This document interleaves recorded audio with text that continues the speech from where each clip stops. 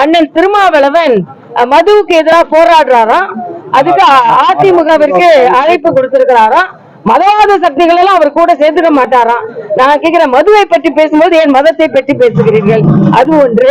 இன்னொன்று, இப்ப திராவிட முன்னேற்ற கழக கூட்டணியில் இருந்தால் 2026ல வெற்றி கிடைக்காது என்பதை அவர்கள் புரிந்து கொண்டார்கள். ஆக இது மதுவுக்கு எதிரான மாநாடா இல்லை என்றால் கூட்டணிக்கு எதிரான மாநாடா என்பதுதான் நமக்கு சந்தேகமாக இருக்கிறது. அது மட்டுமல்ல, ஜனநாயக சக்திகள் எல்லாம் இதில் ஒன்றிணைய வேண்டும் என்று சொல்கிறார்கள். நாங்க ஒண்ணு இதில் அழைப்பு விடுப்பாரு அப்படின்னு நாங்க ஒண்ணு ஏங்கி கிடைக்கல. நாங்க ஏற்கனவே மதுவுக்கு எதிராக மிக தீவிரமாக குரல் கொடுத்து கொண்டிருக்கிறோம். நான் கேட்கிறேன், ஆட்சிக்கு எவ்வளவு நாள் ஆச்சு?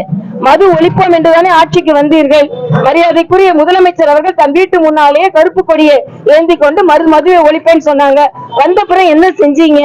ஆக இத்தனை ஆண்டு காலம் விட்டுட்டு, ஏறக்குறைய 4 ஆண்டு காலம் விட்டுட்டு இன்னைக்கு திடீர்னு மது ஒழிப்பு மாநாட்டை நடத்துவதற்கான காரணம் என்ன?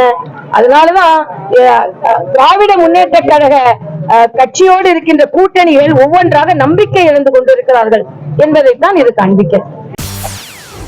செய்திகளை உடனுக்குடன் தெரிந்து கொள்ள உடனே சப்ஸ்கிரைப் பண்ணுங்க.